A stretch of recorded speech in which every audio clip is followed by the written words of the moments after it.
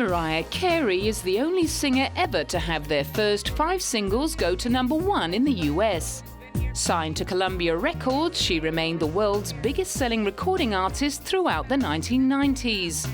Her songwriting talent, incredible vocal range and mastery of the so-called whistle register helped yield at least one #1 single per year, as well as 4 chart-topping albums.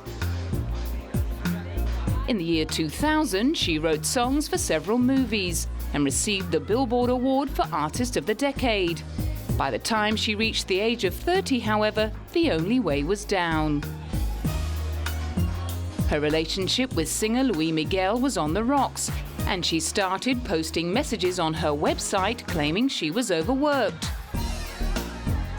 In 2001, her semi-autobiographical film Glitter and its accompanying album got panned by critics and audiences and won her a Razzie Award. During an appearance on MTV's Total Request Live, she handed out lollies to the audience before launching into a striptease.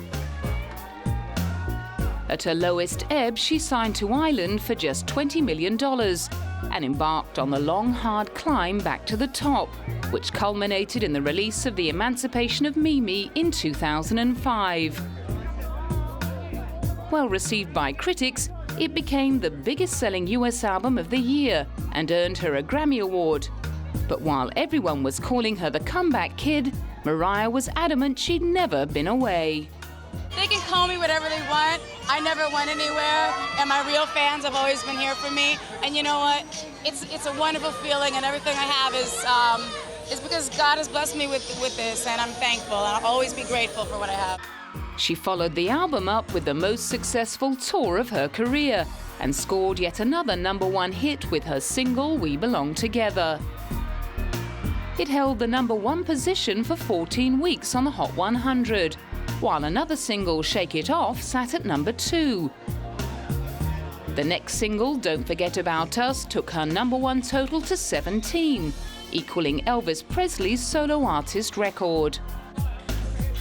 Undaunted by drawing level with the King, she dared to pull past him 3 years later, after netting an 18th #1 with Touch My Body from her album E=MC², leaving only the Beatles' record of 20 #1s to beat.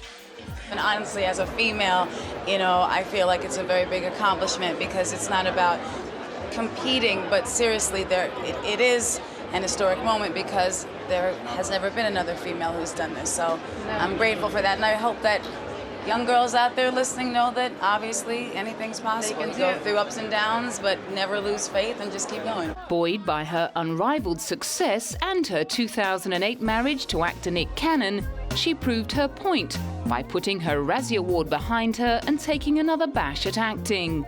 Her change in approach to the task of playing a social worker in Push won the respect of her co-stars, and much to the surprise of the skeptics, she walked away from the role with rave reviews, with one critic branding her performance pitch perfect.